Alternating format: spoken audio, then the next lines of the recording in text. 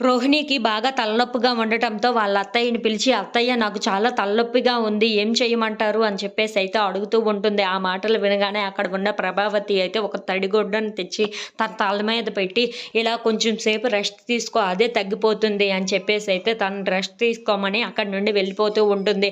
ఇంతలో రోహిణి వాళ్ళమ్మ తన కొడుకుని తీసుకొని వస్తూ ఉంటుంది. అక్కడ ఉన్న రోహిణిని చూసి ఒక్కసారిగా షాక్ అయిపోయి, "ఏంటమ్మా రోహిణి ఏమైంది? ఎందుకు నువ్వు ఇలా ఉన్నావు? ఏం జరిగింది ఇంతకీ?" అని చెప్పేసి అయితే భయపడుకుంటూ చాలా కంగారుగా మాట్లాడుతూ ఉంటుంది.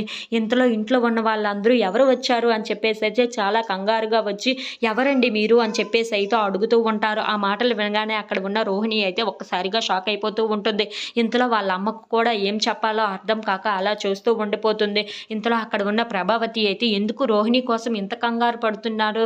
రోహిణి మీకేమవుతుంది? ఇంతకీ మీరెవరు?" అని చెప్పేసి అయితే అడుగుతూ ఉంటుంది. ఆ మాటలు వినగానే అక్కడ ఉన్న వాళ్ళ అమ్మ మాత్రం ఏం మాట్లాడకుండా సైలెంట్‌గా ఉండిపోతుంది. ఇంతలో అక్కడ ఉన్న రోహిణి అయితే, అయ్యో! ఇప్పుడు వీళ్ళకి ఏం సమాధానం చెప్పాలి అని చెప్పేసి అయితే ఆలోచిస్తూ ఉంటుంది. ఇంతలో వాళ్ళ సత్యం కూడా అక్కడికి వచ్చి, "ఎవరండి మీరు? ఎందుకు మా ఇంటికి వచ్చారు?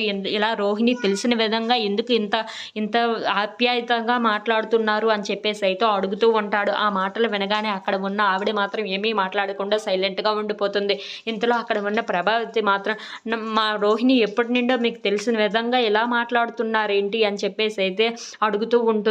ఇంతలో అక్కడ ఉన్న రోహిణి మాత్రం, "అయ్యో! ఇప్పుడు ఎందుకు వచ్చింది ఇది?" అని చెప్పేసి అయితే చాలా కంగారు పడిపోతూ ఉంటుంది. If you like this video please like